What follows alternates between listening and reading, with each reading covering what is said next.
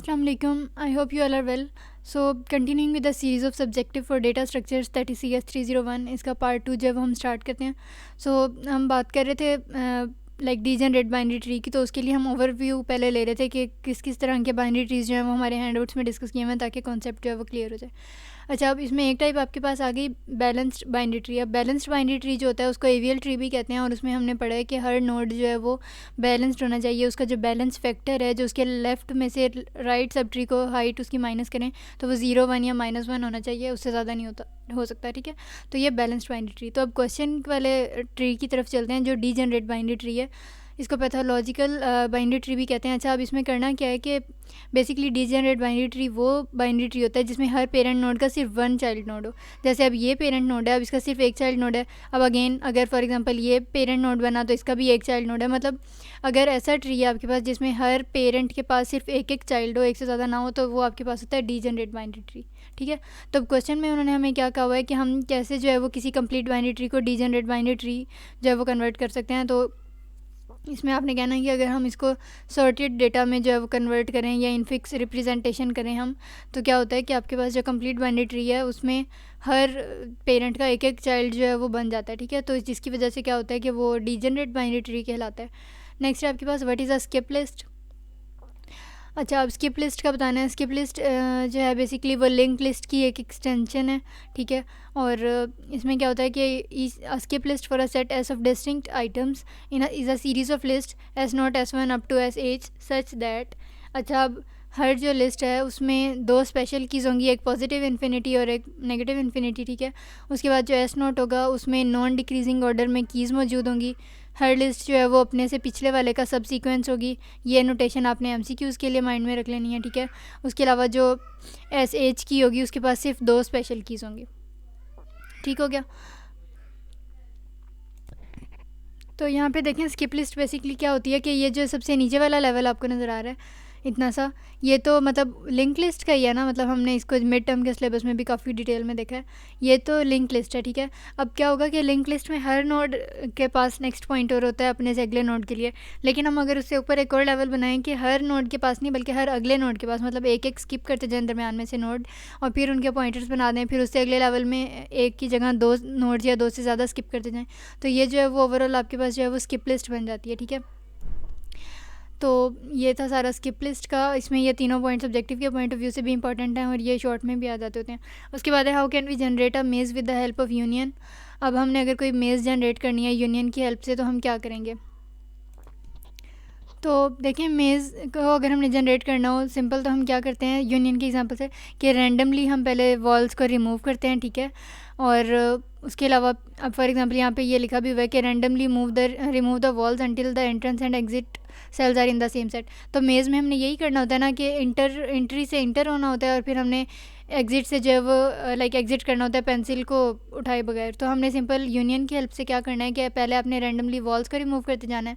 ठीक है, और अब फॉर एग्जांपल अगर यहाँ से आपने दरमियान में अगर 0 और 1 के दरम्यान में अगर वॉल रिमूव किया तो यहाँ पे 0 और 1 का यूनियन हम लेंगे और उसको इकट्ठा एक सेट में मिला के लिख देंगे. ठीक है, उसके बाद 0, 1 एक सेट हो गया. फिर यहाँ से हम फॉर एग्जांपल अगर 2 की वॉल रिमूव करेंगे तो मतलब इस तरह से आपने पूरी मेथडोलॉजी करनी है कि हम किसी ऐसे प्रोसीजर के ज़रिए से यूनियन के ज़रिए हम एग्ज़िट पे पहुँच जाएँ. ठीक है, और अगर तो लाइक सेल्स जो हैं जिसको हम सेपरेट करने जा रहे हैं वो पहले से ही किसी सेम सेट में मौजूद हैं तो हम यूनियन ऑपरेशन अप्लाई नहीं करेंगे. तो ये एग्जैक्टली आपने यहाँ पे ये लिख देना. ठीक है, नेक्स्ट है following an array with exactly 15 elements. अब ये रिपीट हो गया. अब इसमें बेसिकली क्या करना है कि पहले लोएस्ट और हाईएस्ट एलिमेंट को प्लस करना है, 2 पे डिवाइड कर देना है, 8 आ जाएगा. फिर ये 2 पार्ट्स में डिवाइड हो गया ना. अब एक पार्ट में 1 से 8 तक हैं, दूसरे में 9 से 15 तक हैं. फिर 1 से 8 में लोएस्ट कौन है 1 और हाईएस्ट कौन है 8, दोनों को प्लस करें और 2 पे डिवाइड कर दें, फिर आंसर आ जाएगा एंड सो ऑन. ठीक है, नेक्स्ट आ गया write down the C++ code to implement insertion sort algorithm. अब इंजर्शन सॉर्ट एल्गोरिदम का कोड जो है वो हमने राइट करना है. सबसे पहले हमने एक फंक्शन डिक्लेयर किया जिसका नाम था इंजर्शन सॉर्ट और इसकी रिटर्न टाइप है वॉइड. ये 2 आर्ग्यूमेंट्स ले रहा है, एक पॉइंटर टाइप का है और एक इंटीजर का. ठीक है, इंटीजर के वेरिएबल का नाम आपने एन रख दिया और पॉइंटर टाइप जो है वो टुवर्ड्स लाइक इंटीजर ही जो है वो उसकी रिटर्न टाइप है. उसके बाद हमने यहाँ फंक्शन के अंदर आके क्या किया है कि 3 वेरिएबल्स डिक्लेयर किए, तीनों इंटीजर डेटा टाइप के हैं और उन तीनों वेरिएबल्स का क्या क्या नाम है पोजीशन, काउंट और वैल्यू. ठीक है, अब अगेन इसमें एक फॉर लूप जो है हमने डिक्लेयर किया. फॉर लूप लगाया, उसमें हमने क्या किया कि 3 कंडीशंस होती हैं, एक इनिशियलाइजेशन कंडीशन होती है, एक टर्मिनेशन कंडीशन होती है और एक इंक्रीमेंट डिक्रीमेंट होता है, ठीक है। तो अब यहाँ पे देखें कि ये एरे की पोजीशंस को जो है वो कंपेयर कर रहा है कि अगर तो एरे की पोजीशन ग्रेटर दैन वैल्यू है तो क्या करना है, अगर अगर ऐसा नहीं है एल्स ब्रेक, कि अगर मतलब जो हम वैल्यू स्टोर करने जा रहे हैं वो लेस देन नहीं है, तो फिर हम क्या करेंगे कि ब्रेक कर देंगे पूरे लूप को, ठीक है। और आखिर में क्या करना है कि आपने +1 कर देना है एरे की पोजीशन में। तो खैर नेक्स्ट क्वेश्चन है आपके पास, what is the table ADT, discuss any 2 implementations of table ADT. ADT basically क्या है, एब्स्ट्रैक्ट डेटा टाइप, ठीक है। तो the table and abstract data type is a collection of rows and columns. अब जहाँ पे भी टेबल टर्म आ रहा है डेफिनेटली हमें पता चल जाएगा कि ये क्या है, कलेक्शन है किसकी, रोज़ और कॉलम्स की, ठीक है। तो अब इसकी 2 टाइप्स बतानी है। अब फॉर एग्जांपल एक होता है अनसॉर्टेड सिक्वेंशियल एरे और एक होता है सॉर्टेड। सॉर्टेड जो होगा वो असेंडिंग या डिसेंडिंग ऑर्डर में अरेंज्ड होगा और जो अनसॉर्टेड होगा वो रैंडम ही होगा, ठीक है। नेक्स्ट है आपके पास इन्होंने जो है वो आपको नोड डी एक हाईलाइट करके दिया हुआ है इस एरे में, और हमने इसके पेरेंट नोड बताना है, चाइल्ड नोड और लेफ़्ट और राइट नोड, मतलब ये सारे बताने हैं। तो ये फार्मूला जो हमारे पास है, पेरेंट नोड फाइंड करते हैं i/2 से, ठीक है। फार्मूला है अब पेरेंट नोड फाइंड करने का। अब i क्या है कि एरे का इंडेक्स है जिस पे कोई ख़ास नोड स्टोर हुआ हो, तो d का अब हमने फाइंड करना है ना, तो ये किस पे स्टोर हुआ है, 4 पे। तो i/2 यानी कि 4/2, तो 4 को जब 2 से डिवाइड किया आपके पास आंसर आ गया 2, यानी कि इसका जो पेरेंट नोड है वो 2 है, यानी कि कौन, b, ठीक है। इसी तरह जब लेफ़्ट चाइल्ड फाइंड करना है तो उसका फॉर्मूला होता है 2i। तो 2i आपके पास है 4, क्यों, क्योंकि डी इंडेक्स 4 पे स्टोर्ड है, ठीक है। तो लेफ़्ट चाइल्ड जो है वो 2 × 4 = 8। तो अब आप देखें कि 8 पे कौन सा नोड स्टोर है, एज, तो आपके पास जो लेफ़्ट चाइल्ड है वो एज है। उसके बाद राइट चाइल्ड के लिए 2i + 1, यानी कि 2i आपके पास 8 बन गया था और +1 कर दें 9, तो इसका जो राइट चाइल्ड है वो आपके पास 9th नंबर पर जो आपके पास नोड स्टोर है दैट इज़ i, वो है। अच्छा, अब नेक्स्ट है consider the following max heap, add node 24 and show the resultant heap. अब ये मैक्स हीप उसने बता दिया और उसने कहा है कि जो एक नोड ऐड करो। अच्छा, अब यहाँ पे देखें कि चाहे मैक्स हीप हो या मिन हीप, कहने का मकसद है कि हीप्स को हम कैसे कंस्ट्रक्ट करते हैं, कैसे करते हैं कि हम पहले रूट नोड बनाते हैं और फिर उनके लेवल्स फिल करते जाते हैं लेफ़्ट से राइट की तरफ, लेफ़्ट से राइट। तो अब देखें ये रूट है, इसके दोनों लेवल्स फील्ड हैं लेफ़्ट और राइट, फिर ये नोड है इसके भी फील्ड हैं, ये नोड है इसके भी फील्ड हैं। अब इसका मतलब है कि अगर एक नया नोड ऐड करेंगे तो हम इसके मतलब ये जो ये वाला नोड है इसका पहला चाइल्ड यानी कि इसका लेफ़्ट चाइल्ड यहाँ पर हम बनाएंगे, ठीक है। तो यहाँ पर आप इसको बना दें 24।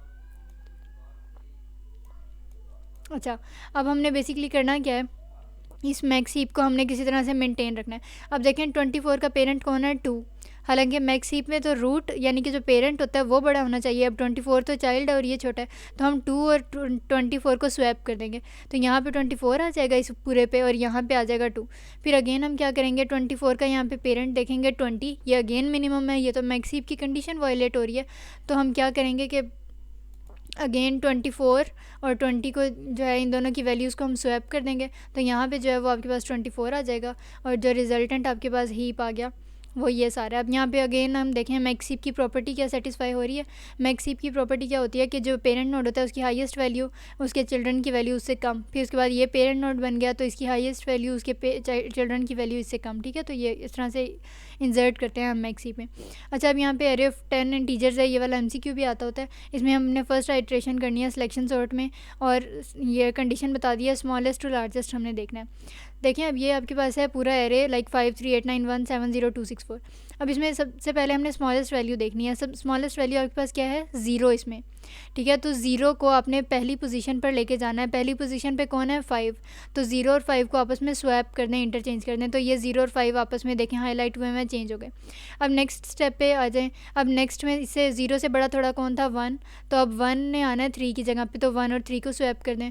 फिर उसके बाद ये आपके पास सेकंड स्टेप में आ गया, ठीक है। अब उसके बाद 1 से थोड़ा बड़ा कौन है, 2, तो आपने 2 को 8 की जगह पे लेके आना है, इन दोनों को स्वैप कर दें। तो इस तरह से स्वैप करते करते आखिर में हमारे पास पूरा जो है वो डेटा सॉर्ट हो जाता है, पूरा एरे सॉर्ट हो जाता है।